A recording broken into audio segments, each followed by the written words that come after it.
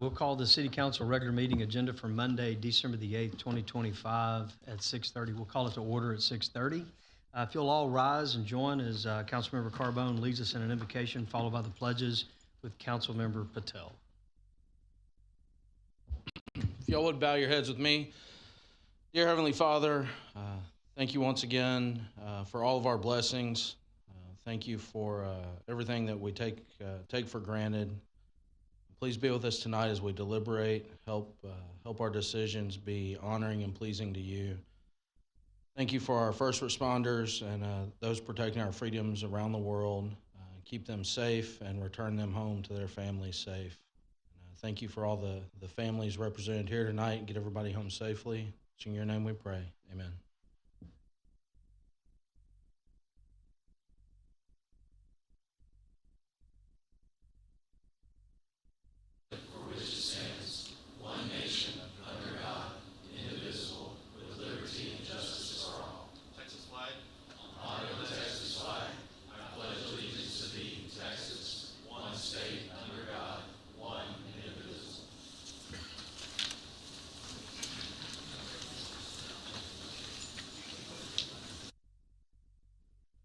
All right, thank you everybody for being here tonight as we're starting to round out the year. Here we are in December, looking forward to holiday time. So thank you for coming all out. With that, we'll move forward in our agenda. Roll call and certification of quorum. Madam Secretary, I'll certify we have a quorum present as all members of the council are present and in the chambers. With that, we'll move to citizens' comments. We have several that are under general comment, so we're going to take those now. And then we have two or three for one of the agenda items. I believe it's agenda item, public hearing number 1, new business number 1. So we'll take those comments when we get to those items here in just a minute. So with that, the Mayor Pro Tem is going to call up in the order, I think, in which we received them. So you'll go to the podium, give us your name for the record, and you'll have 3 minutes to speak. There will be a clock on the screens on either side for you to be able to see. Mayor Pro Tem. Thank you, Mr. Mayor. Mr. Doe, if you will make your way to the podium. As the mayor said, just please state your name, and you will have 3 minutes to speak. Thank you for being here. My name is Nathan Doe. I own 1855 Colin Boulevard. It's a small business park.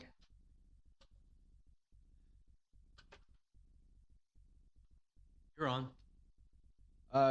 I'm here because I got a bunch of tickets from code enforcement, and I can only describe those as targeted personal attacks.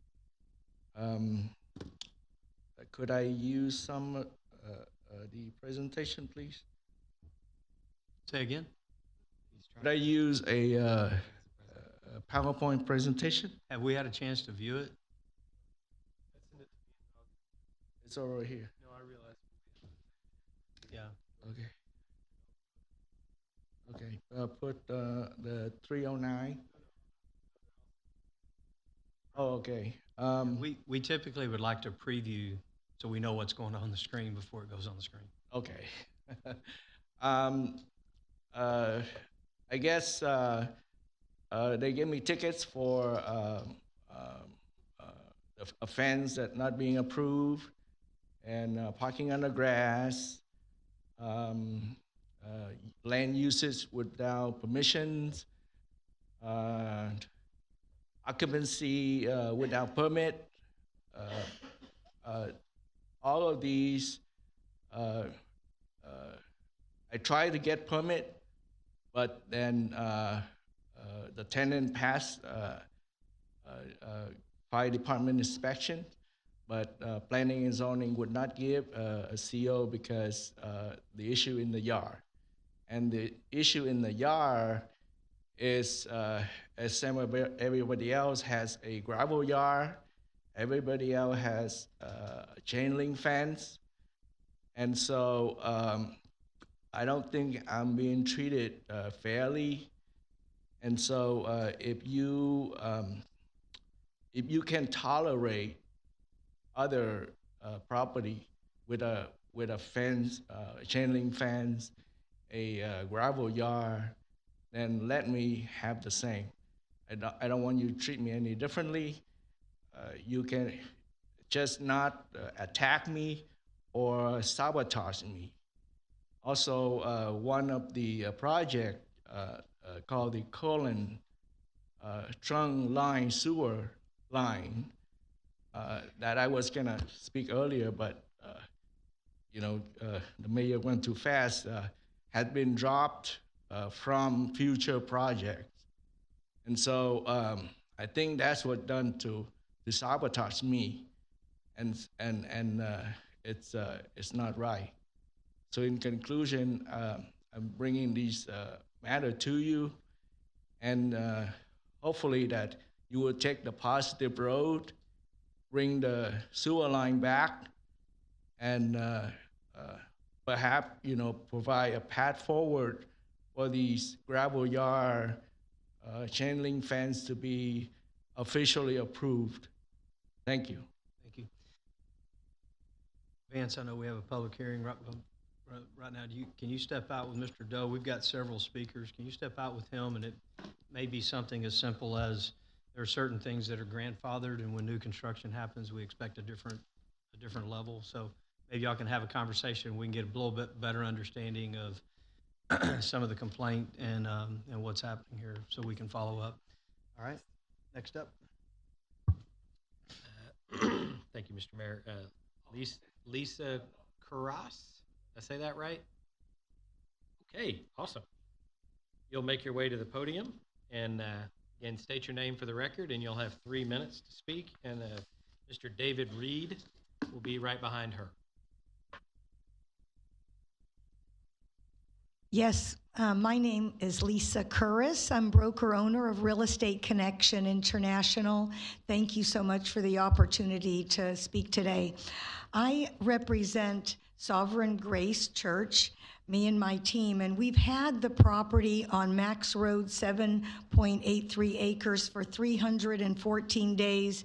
And during that time, we have 650,000 hits and 2 offers. The challenge that we have is that there's a road proposed in the future that goes right through the property that creates it being unusable and unsaleable. The list price of the property is $750,000, and we received an appraisal on the property recently for $785,000, and we were asked. We received an offer from the city, which prompted the city to get an appraisal for that came in at $733,000. Our list price is $750,000. Sovereign Grace has responded with a very fair and reasonable offer under those 2 appraised amounts for $695,000. And so we're asking the city to approve that amount so that we can sell the property to the city, and the city is very interested. They have an offer on the table right now. And I can yield the rest of my time. We don't yield the time, Oh, so okay. he'll give his 3 minutes as well. So yeah, that'd be Okay. fine. Yeah. All right. I just really would thank you so much for the offer that we do have, and I ask you to do that. This church has a responsibility to the people that, they represent their congregation, and this property they purchased it several years ago, and they couldn't use it, so they now have had to renovate the building where they are, which they're satisfied there, but now they're trying to sell this property, and they're having to pay a tremendous amount of taxes on the property that they can't use because there's this road that's proposed to go through there in the future. And so we're asking you to please, accept our counter offer at $695,000, which again, it's fair and reasonable under both appraisals, which is $785,000 and $733,000 that the city received.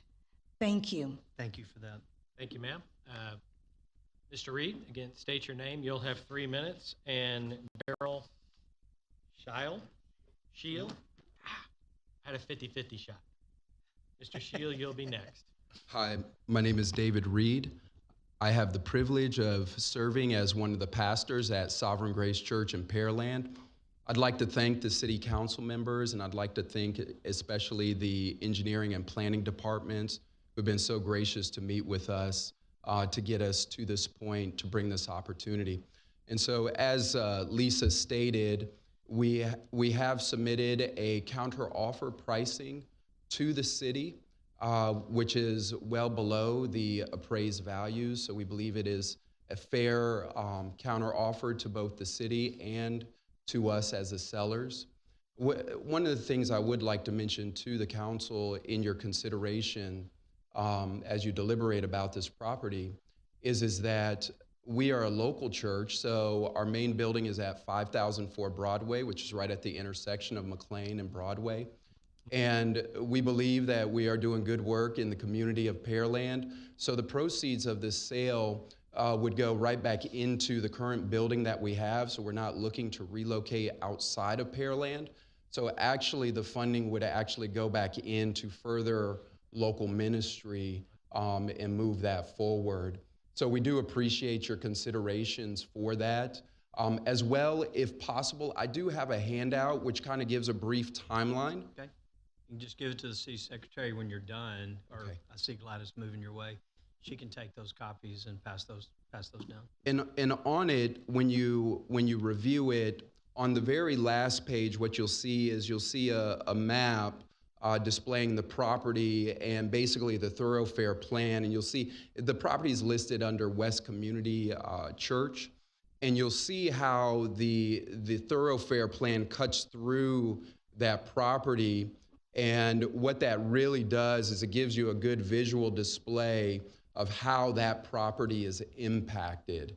And so in our conversations with the engineering and planning, they thought this move forward is actually a win-win for all parties, because in purchasing the whole property, it allows for retaining ponds, et cetera, so it creates space for that. So again, I thank you for your time and consideration, and thank you for all that you do for this community. God bless you all. Thank you, sir. Thank you. And then we will have Jason Bull right after this one. Go ahead and state your name. You got 3 minutes, sir. Absolutely. I'm Daryl Shield. I'm also one of the pastors at Sovereign Grace Church. And really, I just want to take a minute to thank you for what you do, and also just to commend the city as they've related to us. So as a whole, it has been a delight to relate to you in the way the professionalism, the courtesy, the kindness, and we are happy to be in Pearland. So I'm going to take 10 more seconds, because I'm a pastor, just to say thank you and express our appreciation to the city and what a joy it is to be in partnership in this way with you. And we're grateful for all that you do. So thank you. Thank you. Sir.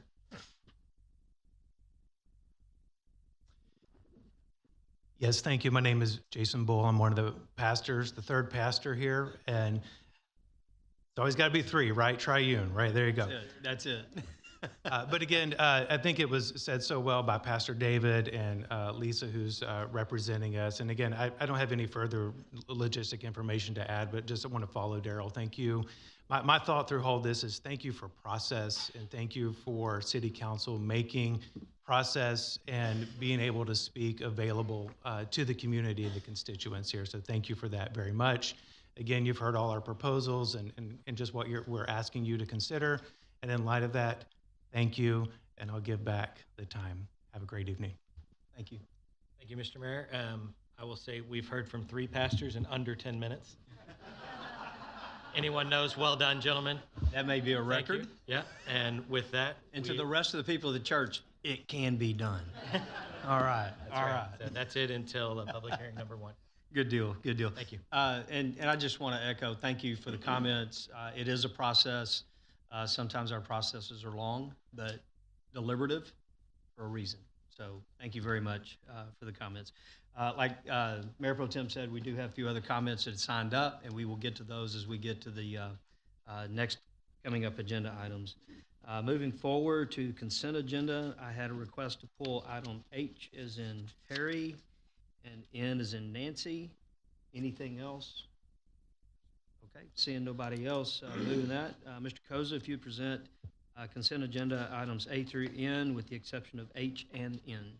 Certainly, Mayor. Consideration and possible action on consent agenda items A through N with the exception of H and N. So moved. Second. We have a motion and a second. Madam Secretary, we call for the vote.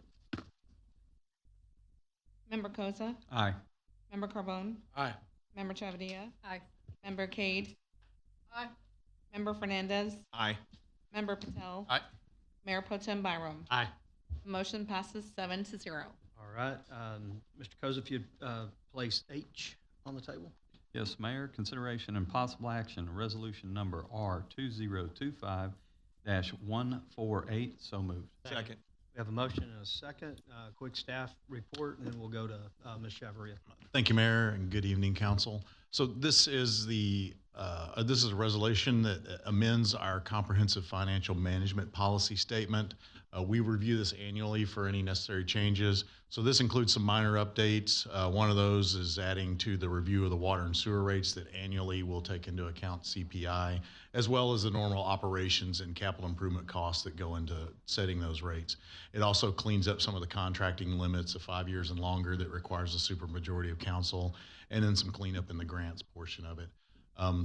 This is in advance of some more comprehensive looks we're going to make for the fund balance policy portion of it. But this is what's recommended that we do now at this point, as we do annually look at this, and then we'll look at some further changes down the road. Okay. We'll go to Ms. Chavaria for comments. Thank you, Mayor. And I think you just touched on it briefly. I just wanted to get an update on the fund balance policy, where we are, and to give council direction on where we're going. Thank you. Sure. So we've been talking about that, and we talked about that a little bit during the budget process. So we just recently set that as one of our goals, and so we'll be working on that over the next several months to come back with some recommendations if we find some areas where we can make some recommendations. Thank you. Any other questions, comments? Seeing none, Madam Secretary, call for the vote on item H. Member Koza. Aye. Member Carbone. Aye. Member Chavdia. Aye. Member Cade. Aye. Member Fernandez. Aye. Member Patel. Aye. Mayor Pro Tem Byram. Aye. The motion passes 7-0. All right, Member Koza, same drill on N. Consideration and possible action, resolution number R2025-205. So moved. Second. Motion and a second. Staff report.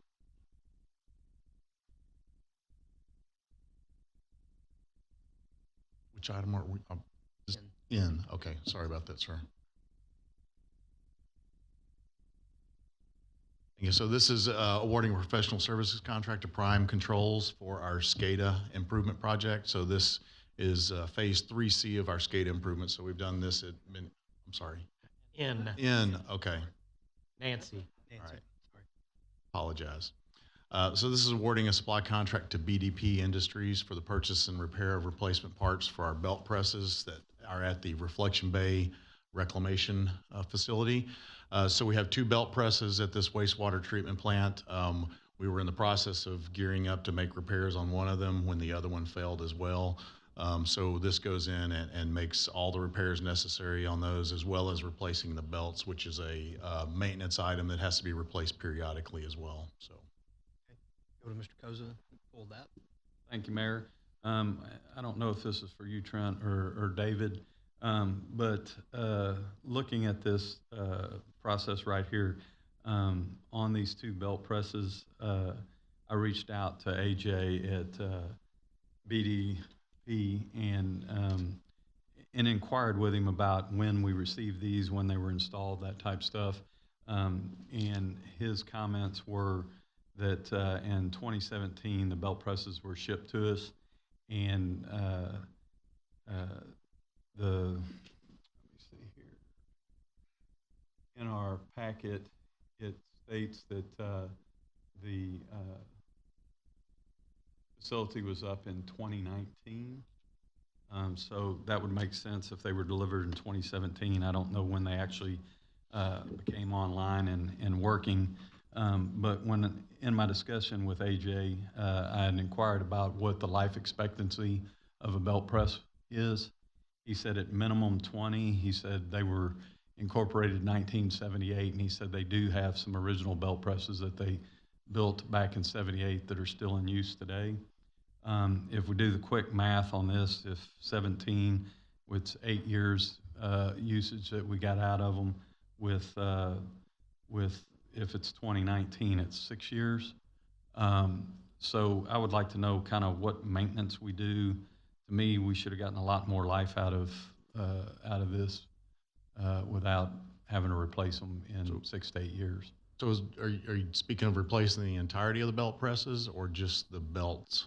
Well, just because we're not replacing the belt presses, we're replacing some of the parts that need to be replaced, as well as the actual belts. All right, and what kind of maintenance do we have on it? That's so I'll get David to maybe weigh in on what we do, and then maybe what the plan is moving forward. Presently, and I can only speak to the amount of time I've been here, which is just over 2 years, and the fix it when it's broke has been the mentality, and that's, I'm not throwing anybody under the bus, but there's just it's one of the reasons that I push so hard for the asset reliability team.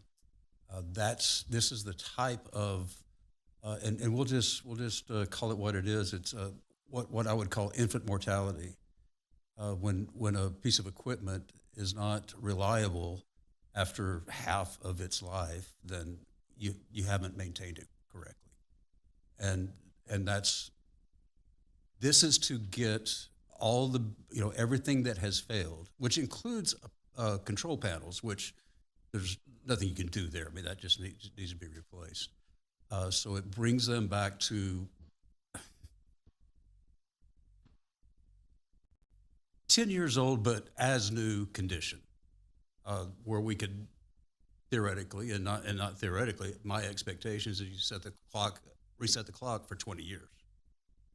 And during that time, there will be maintenance performed as prescribed. One of the things that this quote does is it provides a local technician from Conroe and one flying in from New York from the factory that will spend time not only affecting the repairs, but helping our brand new reliability team understand what goes into the maintenance of these particular pieces of equipment.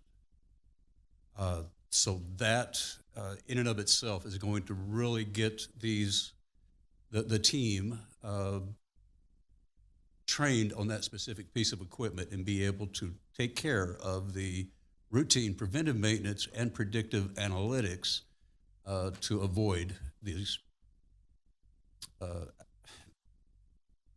premature failures. So maybe to put this cost in perspective, a new belt press, what's an estimated cost for a new one? Oh gosh, $500,000. Lorenzo could speak to that better. And I'm not so worried about what a new one costs. I appreciate your honesty and forthrightness that we haven't maintained it, because in reading this, that's what I felt the problem was, is that we, to use your term, is fix it when it's broke. We ran it until it didn't work anymore. And in my discussion with AJ, I asked, which in talking with him, I felt that they would, if we were deficient in maintenance, that they would be able to assist and would be able to help if we had a maintenance agreement, depending on which way we want to do it, whether we want to do it in-house or with them. That was going to be one of my other questions, is if we're going to train our people, my concern with using our people is, as we lose folks through attrition, through going to find another job, whatever the situation may be, that we don't drop off and not use it because we don't have the people that, if we do teach them how to maintain it now, let's say 10 years from now, those folks aren't here, what is the plan to be able to maintain it? Because as you said, whether it's $500,000, $600,000, whatever it is, this is not cheap equipment. Oh, absolutely. And to run it till we fix it when it's broke is, in my opinion, I don't mind investing in equipment and getting what we need. It's highly irritating to me to spend money and then just run it until it breaks. That, in my opinion, and nothing against you personally, is a poor way to run it. Oh no, and your frustration and is echoed in myself as well. Now, that's one of the things that I've been working towards since arriving is the asset reliability team, and those are the guys that are going to. In fact, Carlos is here somewhere. There is. Yeah. He is the asset reliability manager, and he spoke a little bit about the asset reliability program that he's getting up and running. And keep in mind that just started this year. Yes, yeah. No, I fully understand. And like I said, when I read this and the expenditure that we were having to make, I was like, we shouldn't have to be doing this at this point. And you confirm my suspicions on where we're at. So I do appreciate that. And You're exactly right. We should not. And I agree that, with the hiring of Carlos, getting his team up and going, hopefully further down the road, we don't see this and we do maintain it and we do take care of our equipment, that we invest in our community. If we find ourselves in this situation 5 years from now, then Carlos might be looking for a new job. Wow. All right. Anybody else have any questions or comments? And he would agree with me, by the way. I appreciate that. Thank you. Man, that was there. Madam Secretary, we're going to call for the vote on that one. Member Koza, Aye. Member Carbone, Aye. Member Chavadilla, Aye. Member Cade, Aye. Member Fernandez, Aye. Member Patel, Aye. Mayor Pro Tem Byram. Aye. The motion passes 7-0. All right. With that, we'll move forward. No matters. We've handled the matters removed from consent agenda. Moving to public hearing number 1. Katya, if you will read into the record what's the purpose of the public hearing, move right into the staff report. Thank you, Mayor. Good evening, everyone. This is a request by Daniela Raganholo, applicant on behalf of Paradise Cemetery South Incorporated, owner, for approval of a conditional use permit for a recreation center, private for profit, use on approximately 2.960 acres of land, approximately located at 2237 Cullen Parkway here in Pearland. The applicant has proposed a 5,780 square foot, one-story recreation center to be used for cemeteries related to burials at the Paradise Cemetery South location. A conditional use permit is required for a recreation center, private for-profit use within the Cullen mixed-use zoning district. As of today, we have received 17 written comments against the request. And note, public notices were sent to all property owners within 200 feet of the location, and a notification sign was placed on the property by the applicant. Surrounding uses from this property include an industrial equipment supplier to the north, cemetery to the east and south, and single-family residential homes to the west across Cullen. The future land use map has this place type identified as public use. And here is a look of the proposed site plan. On the left side of the screen is more of a zoomed out version showing the existing building as well as the proposed expansion and addition plan.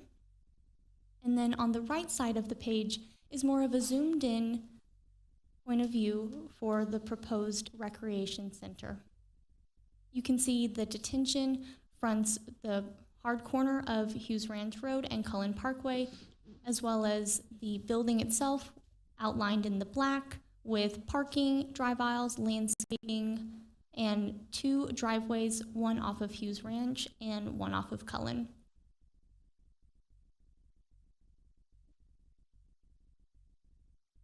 And here are preliminary drawings of what the building potentially will look like. We have all sides of the proposed building. Happy to look into this later. During the staff analysis, the proposed conditional use permit met 5 and may meet 2 of the established criteria approval for a conditional use permit with the conditions added to the staff recommendations section. The proposed use does align with the future land use map and appears to allow space to accommodate the future widening of Hughes Ranch Road, aligning with the thoroughfare plan. And with that, staff recommends approval of the request with the following conditions. 1, the detention pond shall be amenitized and the minimum number of provided shrubs shall be equal to the total caliper inches of street trees required multiplied by 5. Shrubs shall be maintained at a height of no more than 36 inches nor less than 24 inches as measured from the surrounding soil line. Shrubs shall be planted in a staggered row, along the street side of the retention facility. 2, sidewalks shall be added along Hughes Ranch Road in accordance with UDC section 3.2.11.1. 3, no preparation or cremation of the deceased for burial may take place at this location, as this would constitute a funeral home, which is not permitted within the Cullen Mixed-Use Zoning District. And 4, all required screening elements for the site, including detention, buffering, street trees, etc., shall be provided outside of the area to be acquired at a future date for the right-of-way expansion to be confirmed at the site plan approval. And the Planning and Zoning Commission had their meeting and recommended 7-0 approval for the conditional use permit with the staff recommendations as just read to you. And that concludes staff report. Handing it back to you, Mayor. All right. So really and truly, this is more of a chapel-like setting for, for people to have services prior to burial. That's correct. It's really a place to have the celebration of life occur, and then afterwards, the immediate family goes to the selected burial site for that type of service. But I believe the applicant is here and potentially can dive into that deeper. Okay, sounds good. Is the applicant present? Okay. Do you have a presentation? I know, Reed, we've got you here as well. Just 1 second. Do you have a presentation? Okay.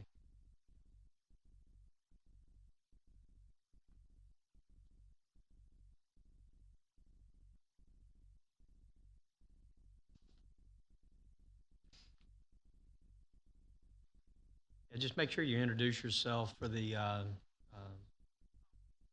go ahead and introduce yourself.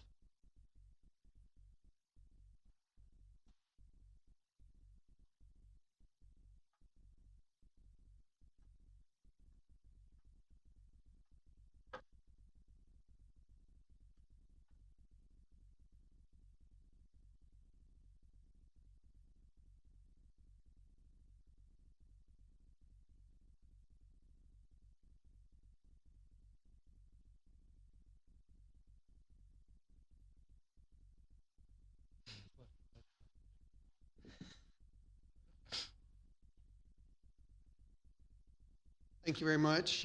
Reed Wilson, Wilson, Cribbs & Gorin. I'm part of the team supporting Service Corp International. I am not a minister. We are not trying to sell the cemetery. We do try to sell the cemetery a lot. So we're trying to make the cemetery better for everybody, the city, and our customers. We appreciate very much the support of staff, the support of the Planning and Zoning Commission for this project. This is not a funeral home. It is a celebration of life center. And it is an opportunity for people to get together and socialize around the internment that will occur in the cemetery. And we all know that Paradise South has been in the area a very, very long time, annexed by the city, now part of the city, internal to the city. SCI has been endeavoring to maintain a very high quality facility there. We added a maintenance building a couple of years ago. It has a little office, so we have people there. This is the team that represents Paradise South. They're all here. They're very excited about this. Everything is well explained in the staff report and the P&Z recommendation.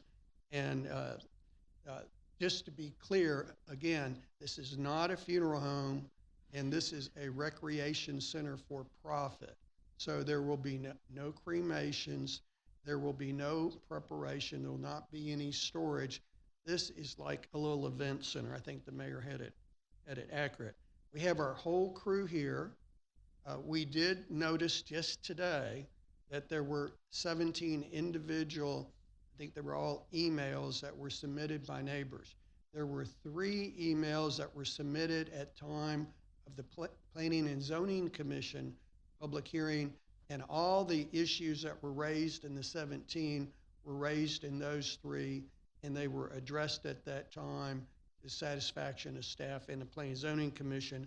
And we're going to have our team address those again today, starting with the architect, the engineer, and then if you have any questions operationally, we have the operations staff. Unfortunately, John Gerens, who's the head of all of SEI's facilities for this area and is local here in Houston, was unable to come at the last minute, so I apologize for him. I'm going to turn it over to Daniela, and she's the architect, and we'll talk about a number of the issues, and then Jorge, the engineer, and then that'll be the conclusion of our presentation. Excellent. Thank you. Hello.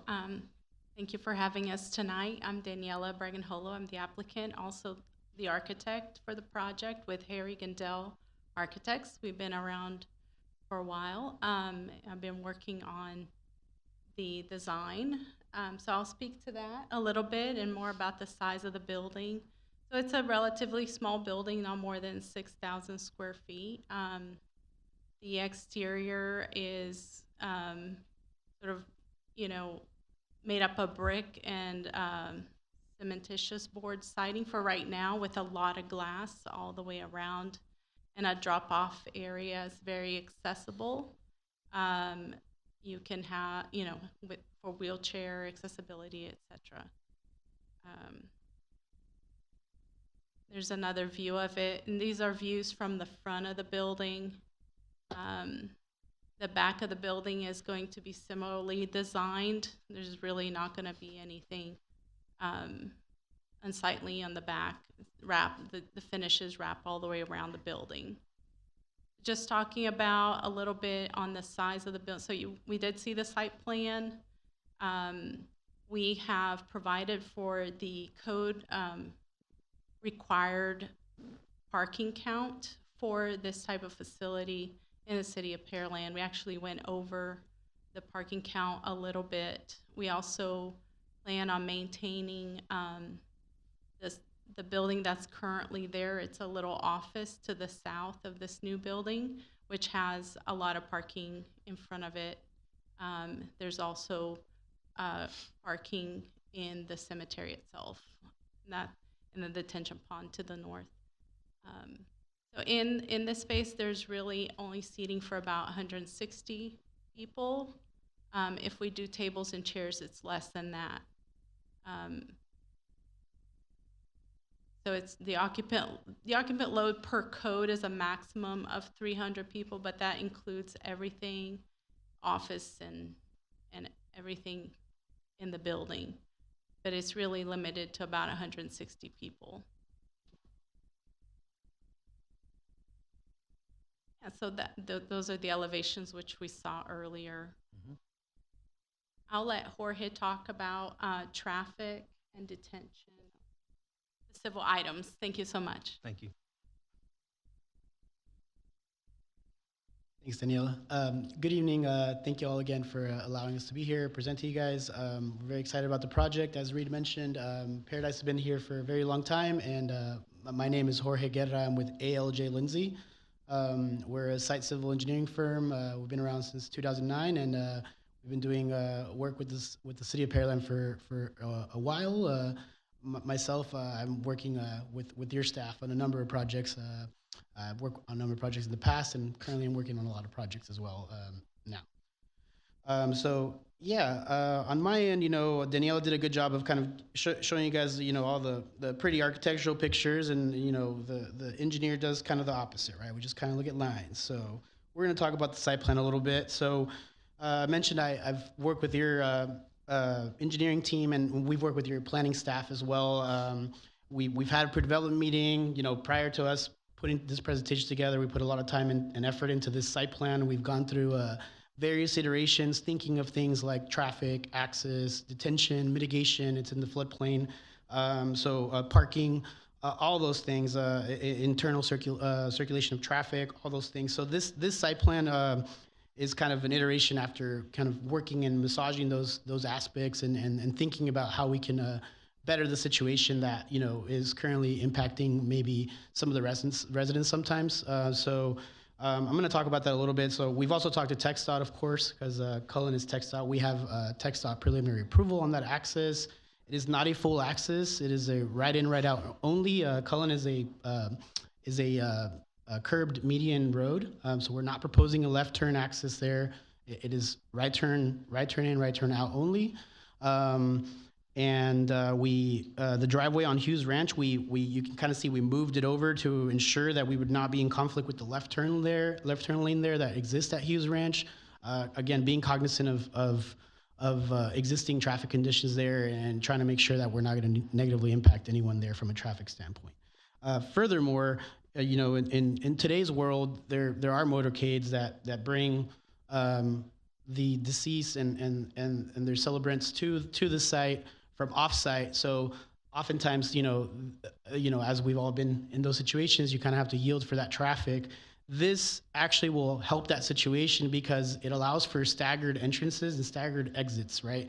They can come celebrate, within a certain window, arrive, park staggeredly, kind of help alleviate that traffic. And similarly, once that celebration at the center is over, they will take their internal drives to the burial site and then kind of leave staggeredly as well. So we believe that's how that addresses the main traffic concerns for the site.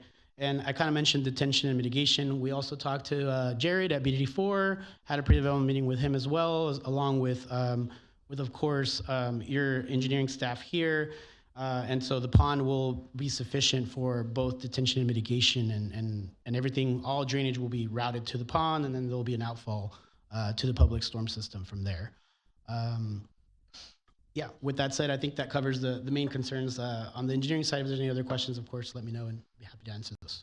All right. Does that complete the applicant's overall presentation? Reed, you got any follow-up to that? I just wanted to clarify that the applicant accepts all the conditions in the report and would appreciate the approval. Okay. Yeah, I was going to ask that question. Okay, so with that, we'll do the public hearing part of this, and then if we have any questions, obviously, we may be back to you here in just a second. So moving forward with the public hearing, we'll call those wishing to speak for or against this proposed request. You can go to the podium, give us your name. You have 3 minutes to speak. Second attempt, those wishing to speak and offer testimony. Third and final time, those wishing to speak. Seeing no one moving in that direction, we'll move to questions, comments, and concerns from City Council. The one question I did have, you just answered, Reed, and that is the acceptance of the conditions that staff recommended and Planning and Zoning approved. So with that, I'll turn it over to questions, comments from City Council. Mr. Brown? Real quick, I got one question for you guys.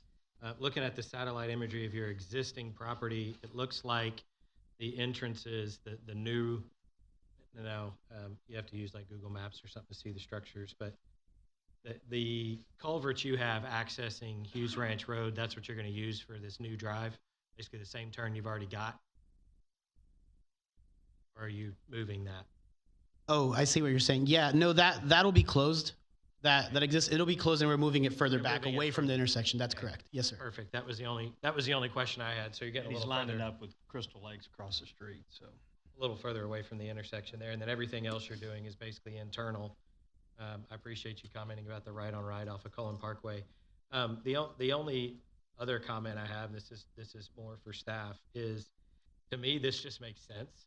And so I know we're in the midst of a UDC rewrite, and Vance, you and I have already talked a little bit about this. This is the kind of stuff that I hope that we can address in the UDC to ensure that things like this can get done without such an involved process for the property owners, and also create a separate designation. It's just a little odd to be talking about a cemetery as a rec center. I realize the UDC describes it that way currently, so I just wanted to put it out there as well that while we're doing our updates and our rewrites, we can kind of clean that up and separate it. Yes, ma'am, go ahead. Yeah, great comment. Noted. Awesome. Other than that, thank you. Appreciate you guys. Mr. Fernandez? Thank you, Mayor. Couple questions for you guys. Looking over some of the emails, comments that were provided to us, I just want to ask a couple questions. Will alcohol be allowed in this facility, or a bring your own beer type in this new building? Well, I'll let staff also address it, but I want to make clear in some of the emails, there was concern that this would be some sort of a general event center. This is owned by SCI as part of the facility. It's part of the package of services that would allow people to have a social engagement before or after an internment. This is not a party venue, a wedding venue, or anything like that. SCI will make it available for people if they want to bring their own food through a caterer. And so they would allow the customer if they wanted to have some beer or wine, but this is not intended to be a party place. This is a social opportunity to reflect on the life of the deceased. So this is not at all a place where there would be any anticipation of like a major open bar or anything like that. Yeah, I think you could understand that. I mean, celebration of life, depending on the family, depending on many different factors, they could celebrate in a very, very powerful way, and they could be bringing alcohol. And I think the concern was the nearby residents addressing, is there going to be alcohol and so forth, and so forth in that building. So what you're saying is that it's going to be independently handled, but could have alcohol either brought in or have there at that, depending on the celebration of life of that individual. Good evening, Ronnie Buggs, General Manager for Paradise Funeral Home and Cemeteries. While our company does have vendors that supply wine or liquor for services of this type, we have opted initially not to have that as an option. Should that be something that we need to address in the future for the satisfaction of the city, we're more than welcome to do so, but we will not be offering the wine and liquor packages. Okay, so my next question to the city, is that something that can be added or something that can be documented for something? Absolutely. That can be a condition that council decides to place, that there will be no wedding venue or no alcohol served at this location, and that is a condition that council can decide on. Okay, thank you. My second question is, how many parking spaces are estimated for this project? 36. Okay, all right, thank y'all. Any other, Mr. Patel? Thank you, Mayor. If staff did these 17 comments, did they come in during PNC hearing or did they come afterwards? They came after the Planning and Zoning Commission. So Planning and Zoning did not get a chance to review these comments, correct? That's correct, they did not. Okay. So it could have gone the other way if they heard these comments. So I guess if you go to your drawing 8.5, can you pull up that drawing on your presentation? I think it was a presentation with the building.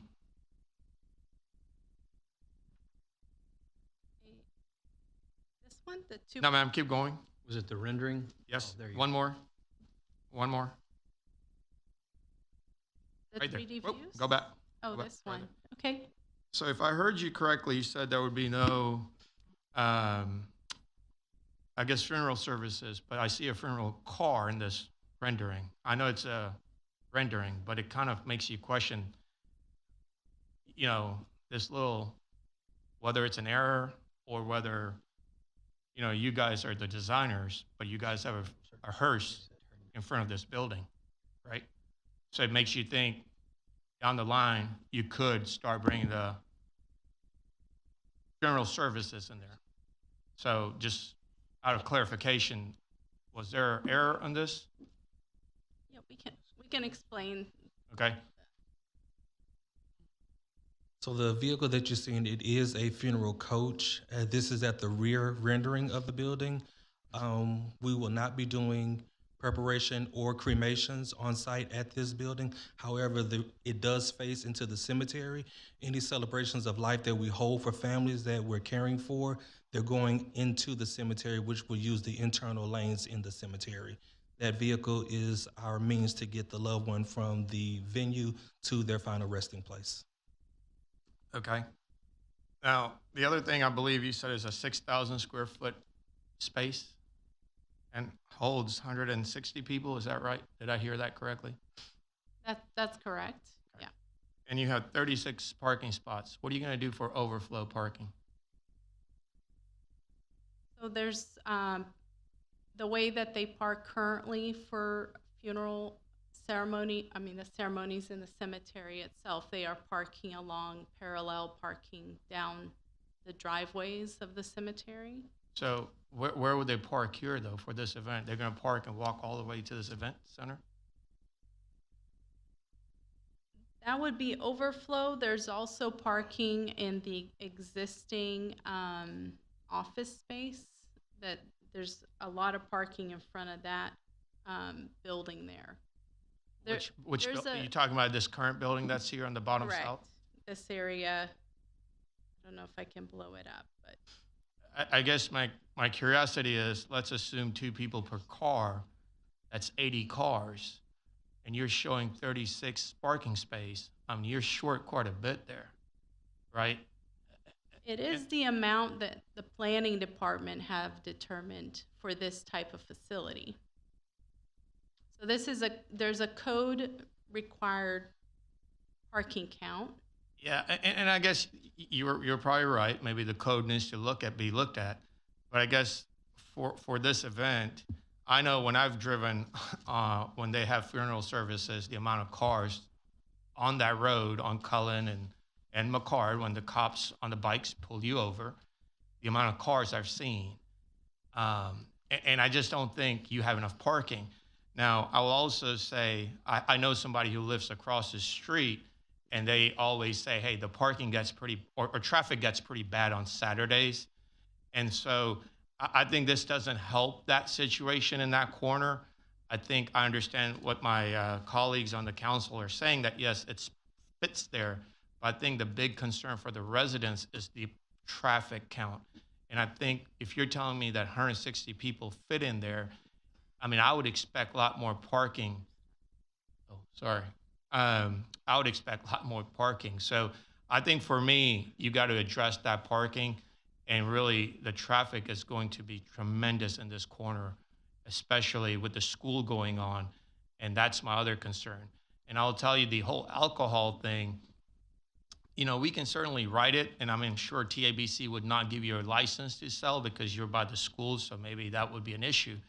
But if people are allowed to bring it there, you know, we certainly don't want that to be around the school and neighborhoods. So I do understand that this may be needed, but I think it's in the wrong spot for me. So I apologize, but I'll be a no on this. Mr. Carbone? Yep, thank you, Mayor. Reading through some of the 17 comments, some of them are pretty outlandish. You sit there for 30 minutes trying to get out on Cullen from that neighborhood, but I've lived there and I've lived through that, and I've set stopwatches on how long it takes to get out, and so I hear their frustration. And I guess to Councilman Patel's questions about parking, okay, so you can stack them in the cemetery, but then that kind of goes against what you're saying about you're not going to have a big effect on traffic, because if you're lining everybody up, they're going to come and go all at the same time. So for those reasons more, I'll be a no as well. Any other questions, comments? I have a quick question just on procedural, how this is going to operate. So would this be, obviously, a deceased, is in a funeral home somewhere else. Obviously not here because this isn't a funeral home. So a body is prepped. There may even have been a visitation somewhere, even at a funeral home in Houston. And so typically now there has been a service somewhere else, and there's been a funeral procession here, and then into the cemetery itself for interment, then traffic disperses.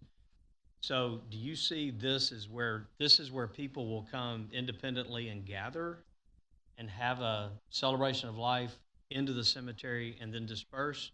Or do you see funeral processions coming down Cullen to this location, having a service, and then into the cemetery? I would say that it would be a mixture of both, but our hopes is that this venue would provide a way for families to utilize this facility only and not procession from another site to come here for burial.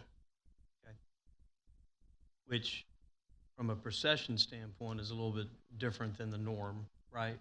So I would hope that's not the police, making everybody hold up and do those kind of things. I just kind of wanted from a procedural, because I see it working differently than what it is now. Yeah, that should be reduced because right now 100% of the burials happening at the cemetery is coming in from a procession from outside because they don't currently have a space. Yeah, and can somebody tell me the year this cemetery was started? Paradise Cemetery South was established in 1952, and we're often confused with Houston Memorial Gardens, which is the cemetery that sits at the backside of Crystal Lake neighborhood. Right on the other side. So 73 years? Okay. And just one more thing about traffic, since we're on that topic, is we've discussed here and it hasn't been mentioned, is that most of the celebration will occur at off-peak hours. So it's not going to be a rush hour traffic. It's going to be after that, or definitely after that, in the morning and in the evening. Mr. Byron? Your current celebrations of life, where, like you say, the procession comes out there and you have a graveside service, on average, how many vehicles are coming in there now, today, with the way you currently operate? I'm gonna say it's very hard to say exactly how many. There may be as little as 10 vehicles. There may be sometimes as many as 60 to 70, depending on the magnitude of the life that's been celebrated. Okay, and so if we go back one slide on what we were just on here, or yeah, you have this zoomed out. So it sounds like, based on that answer, that you're not really expecting any more traffic inside the property than you're already currently experiencing when you have your services, or when you have a procession come and have a burial on your property, but you are increasing the amount of areas where those cars can park, between the additional parking spaces as well as that road connecting on, I guess, what would be the west side of the property, as well as your internal roads. And you're also creating a space where they're able to come in at their leisure and park, rather than a whole shutdown of Cullen, bring 60, 70, 80 cars in, then have your graveside, and then a whole shutdown again and leave. Now they can come in and park with normal flow of traffic, and you've got enough space. You've got enough space internally right now to handle that traffic capacity. You're adding space to handle that capacity. Is that what I'm understanding? That is correct. Okay, thank you. So I think the answer is yes. People will line up on the internal roadways and walk back to the venue if needed. I think That's that was correct. asked, and I'll answer it for you, because that, when you blow up the aerial, that's what's going to happen. People are going to come in, they're going to line up here, they're going to line up here, and they're going to come in outside of the 36 spaces. Any other comments or questions? I'm sorry. The fire chief, if vehicles are parked up and down this road, would your fire trucks be able to go in and out?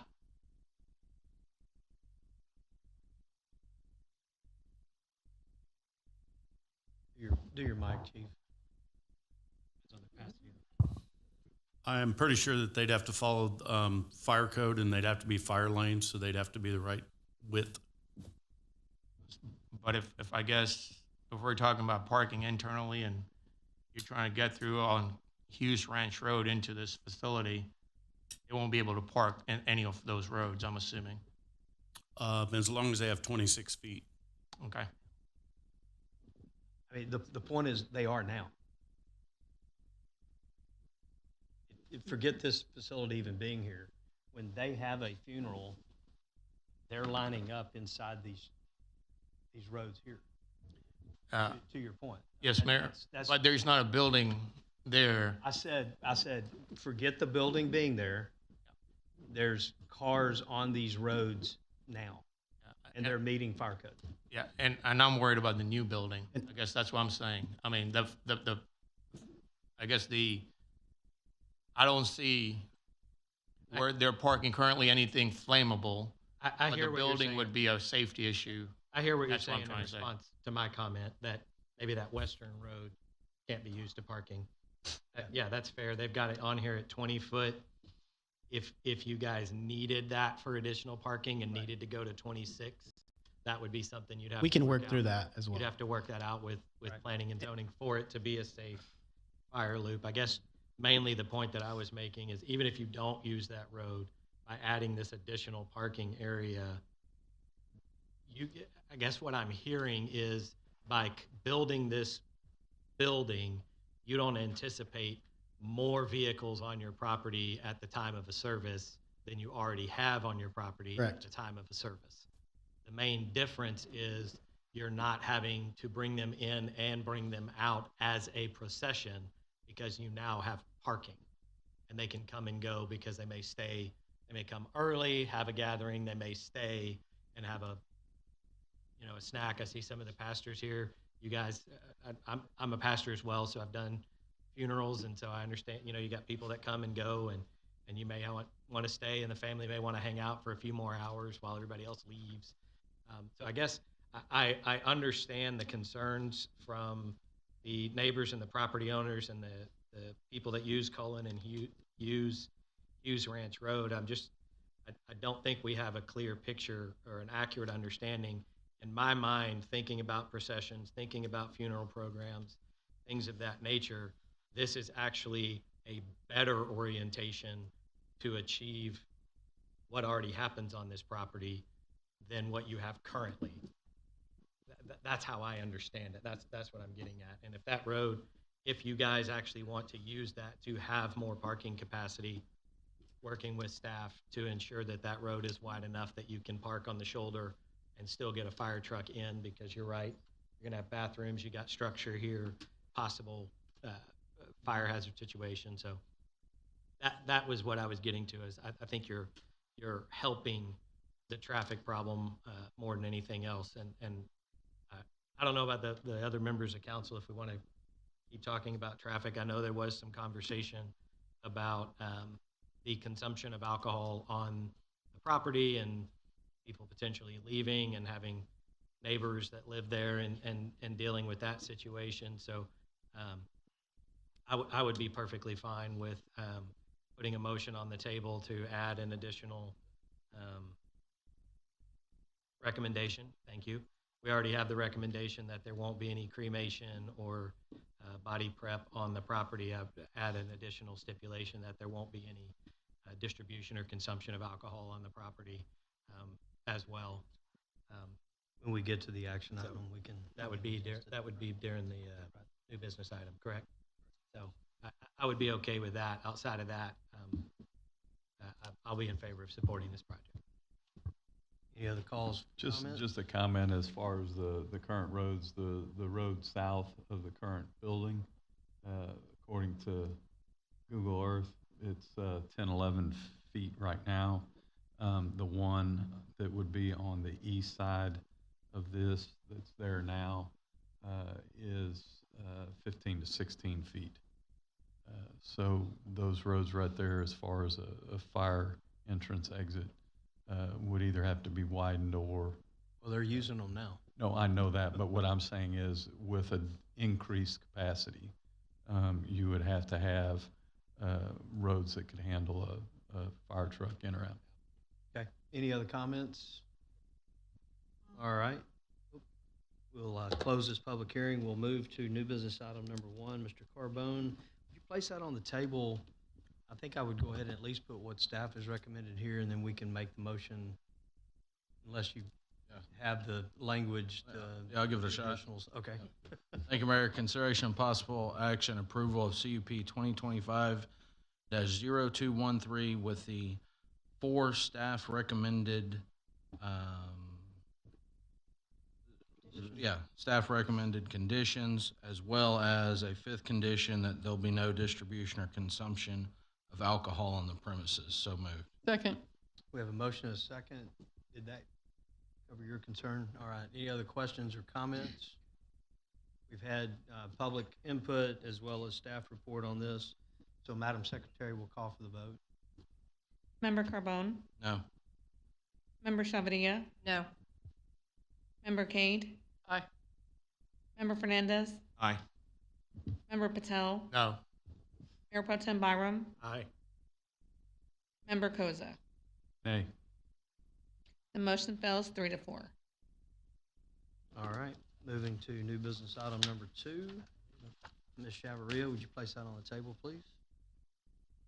Thank you, Mayor. Consideration, possible action, first reading of ordinance number 1650-1. So moved. Second. We have a motion and a second. Staff report. Thank you, Mayor. So this is our annual budget amendment number 1 that covers carryovers. And our head of OMB, Rachel Winslow, is going to walk us through a brief presentation of what is included with this budget amendment. All yours. Thank you. Good evening, Mayor and Council. So this is our first of 2 planned budget amendments for the year. So we'll just briefly go over what a carryover is and the high-level carryovers for general fund, enterprise fund, the special revenue funds, and the internal service funds. So our carryovers for this year are goods or services that were approved and ordered in fiscal year 25 but not received by the deadline, and special projects or purchases that were approved and budgeted and scheduled to occur during fiscal year 25 and were delayed. This does not include any small dollar items under $5,000, and it does not include any savings meant to compensate for any reductions in the fiscal year 26 budget process, and it does not include any new expenditures not included in fiscal year 25 or in 26 budget process. So here, the general fund total carryovers are $2.7 million. If interested, there's a list here of items over $100,000 specifically. With these $2.7 million in carryovers, we do continue to meet our fund balance minimum. Total expenditures for fiscal year 26 will increase to $135.3 million. Fund policy minimum will be met, and the amount over policy will be $1.3 million. In enterprise fund, we're carrying over about $5.6 million. All items are related to the enterprise operating fund, and items here listed are over $100,000, including $3.51 million for the Reflection Bay project. In the special revenue funds, the primary carryovers relate to revenue and expenditures for the grant funds, with additional $2.1 million for other special revenue funds. And as we carry over money from the infrastructure reinvestment fund into general fund, that's the revenue portion of the general fund carryover. For our internal service funds, there's $16.6 million in expenditure carryovers for the motor pool fund. This relates entirely to vehicles that are on order or vehicle replacements that were budgeted in prior fiscal years but were unable to be ordered. There's an additional $147,000 for facilities fund and no other internal service fund carryovers at this time. Once the first reading of Budget Amendment 1 is completed this evening, we'll be back on December 15th for the second reading, and then we will see you again in April for early budget input session. Thank you. right, we'll open it up for council questions, comments, concerns. I just have one question in relation to that last 16 million for vehicles that were budgeted for that weren't purchased. I understand we've got some that we are waiting on, but how much of that 16 million is for vehicles that we allocated the funds but haven't ordered them, and why haven't we ordered them? I can answer that question. One moment. No worries. So while she's looking for the actual number, we do have planned expenditures or the purchase of those outstanding vehicles planned for in January, February of 26. So we're working through the process to get those in front of you right now. Okay. If you'll recall, this past year we went through a lot of iterations of, the mechanism we were going to use to buy vehicles, and then we bought the group of, I think it was around 20 patrol vehicles with a plan to come back with the non-marked vehicles for PD as well as the rest of our white fleet. So those are the two that are coming in January, February. Are there any fire apparatus in this? We've got all the fire apparatus on order. So the bulk of this is going to be the fire apparatus that's on order but has not arrived yet. So what's the outstanding amount for the vehicles we have in order? So there's about 4 million of vehicles that were approved to be replaced, but that we haven't yet purchased. About 12 unmarked police vehicles and 39 other municipal fleet vehicles. Right, great, thank you. Like I said, the bulk of this money is going to be fire apparatus, so that's the reason why I asked. Ms. Chavaria? Thank you, Mayor. Thank you for the presentation. I have a quick question regarding the overtime, the 1.4 million. So 750 is OT, but what is the 207 accrual payout? Is that just what employees can buy back in their time? No, so if an employee leaves the city in good standing, they receive a portion of their sick and vacation time as an accrual payout. For a large majority of those positions, we don't budget for that accrual payout. Thank you.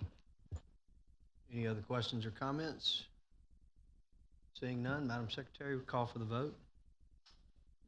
Member Chavadilla? Aye. Member Cade? Member Fernandez? Aye. Member Patel? Aye. Mayor Pro Tem Byram? Aye. Member Koza? Aye. Member Carbone? Aye. The motion passes 6-0. Member Cade is here. Cade is in the room. Member Cade? Aye. The motion passes 7-0. All right, Mr. Byron, would you place number 3 on the table, please? Yes, Mr. Mayor. Consideration possible action, resolution number R2025-203. So moved. We have a motion and a second. Staff report. Thank you, Mayor. Through the good work of Representative Jeff Berry, the state legislature included in the Texas Park and Wildlife budget $1 million for an inclusive All Abilities Play feature in Independence Park. So this item actually approves the application process we have to go through to secure those dollars to begin the contract development between the city and Parks and Wildlife or the state. We expect that that'll be back early next year, and then we'll have a deadline to spend these dollars by September 2029. So that all-inclusive play space will be included in Phase 2 of Independence Park, which was included in the 2023 bond program, and is scheduled to start design this coming summer, and construction targeted to start in the fall of 2027. So happy to present this to you and get this moving forward. Thank you. Any questions, comments from council? Yeah, I'd just like to be on the record thanking Representative Berry. We presented this to him. We did the same thing, and Representative Thompson did it for our first inclusive playground, and so here we are with the second one. He jumped right on it, ushered it through, and was able to secure that at least $1 million for this inclusive playground features at Independence Park. So I want to formally, thank Representative Berry for doing that. So I just wanted to echo. Oh, sorry. Thank you, Mayor. I do want to thank Representative Berry and the city for this. More importantly, I guess, is this the final cost? Do we have a cost on this, or are we going to be short and we're going to have to find some money somewhere else? There's other fundraising efforts going on around that. I don't know if we've got anyone from, there's Kevin. So Kevin can give us an estimate of where we are, and there are fundraising efforts going on with the Parks Foundation to make up that difference. Yes, Councilmember Patel, fundraising efforts are ongoing. I believe we've raised and secured little over $2 million in the efforts for that, and that includes this $1 million. The costs are projected. What we're presenting as a package is around Yes, sir. $5 million. Okay, thank you. And just to echo, ultimately, the inclusive features will be what we fundraise for.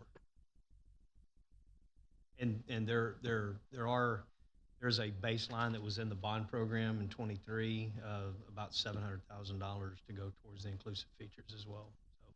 So that piece, but anything additional, it comes through fundraising. Any other questions, comments? I'm sorry, member, Patel, that I couldn't. Had to go put her eyes on. Yeah, I couldn't see. I just wanted to thank Representative Berry as well. Echo what you say, Mayor. Thank you. All right, thank you. All right, Madam Secretary, call for the vote. Mayor Pro Tem Byram. Aye.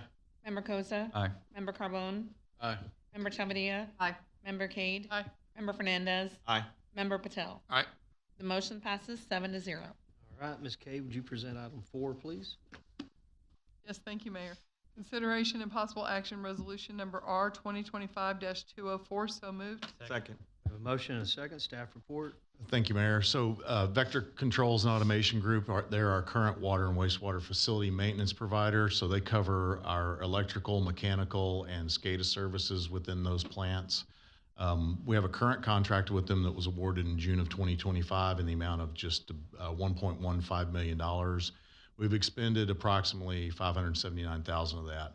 So through our expanded preventative maintenance program that we discussed earlier this evening in light of the belt presses, we've identified repairs at our different facilities and maintenance items we need to be on top of that exceed the current contract amount. So we're asking to amend this contract, bring additional $500,000 to it for a total of $1.65 million. So we can move forward with those items. So these funds are budgeted for annually and are available, and it doesn't extend the current contract beyond the June 26th deadline or June 26th end of that contract, at which time we plan to have solicited a new contract. These additional expenditures, look to maintain and repair before failure, ensuring continuity of operations and reduces costly repairs we can see down the road if we're not doing these types of things. So with that, Mayor, we recommend amending the contract in the amount of $500,000 to Vector Controls and Automation Group. Okay. Ms. Cade? I'm sorry, Trent, when you said we were going to have a new contract with a new person, the same person, new contract?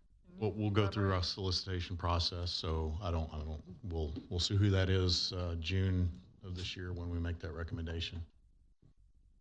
Any other questions, comments? I will say Vector is a local vendor. Their offices, they're part of Henderson Hauser out there off of Lower Kirby. So glad to see that we have some local participation here with this contract. With that, Madam Secretary, call for the vote. Member Cade. Aye. Member Fernandez. Aye. Member Patel. Aye. Mayor Pro Tem Byram. Aye. Member Koza. Aye. Member Carbone. Aye. Member Chavadilla. Aye. The motion passes 7-0. And Mr. Fernandez, if you'll take care of number 5, please. Thank you, Mayor. Consideration and possible action, resolution number R 2025-202. So moved. Second. We have a motion and a second. Staff report. Thank you, Mayor. This is the award of our annual manhole rehabilitation contract. So the contract this year will cover the rehab of approximately 40 manholes. National Works has been our vendor for many years and continues to perform well and is the approved vendor for the material that we use for the rehab of those manholes. So we recommend approval in the estimated amount of $500,000 to National Works. All right. Any questions, comments from council? Seeing none, Madam Secretary, call for the vote. Member Fernandez. Aye. Member Patel. Aye. Mayor Pro Tem Byram. Aye. Member Koza. Aye. Member Carbone. Aye. Member Chavadilla. Aye. Member Cade. Aye. The motion passes 7-0. All right. With that, moving forward, other business, there are none. Mayor, council issues for city council discussion. There's nothing listed. Moving to executive session under Texas Government Code, Section 551.072, regarding the sale, purchase, lease, or exchange of real property. Council will move into executive session at 7:50.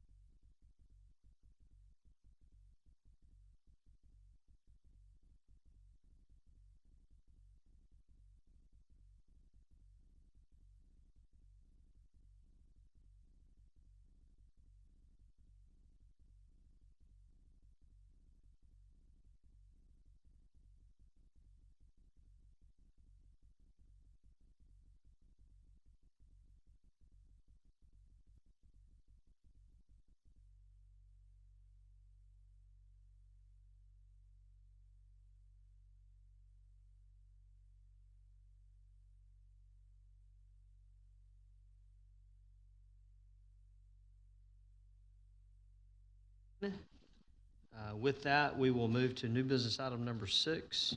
Mr. Carbone, do you have a motion? Yeah, thank you, Mayor. Consideration possible action directing staff to purchase real property as discussed in executive session. So moved. Second. We have a motion and a second. Madam Secretary, call for the vote.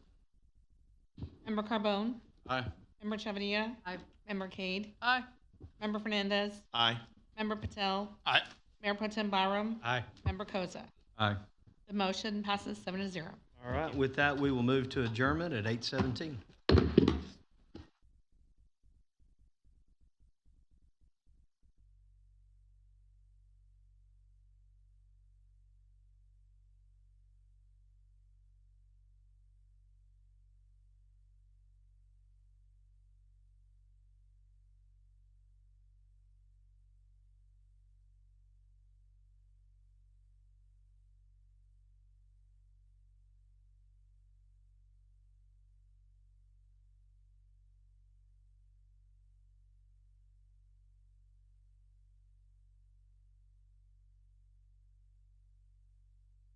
Additionally, become aware of this are two methods. One is if there are complaints from an adjacent property owner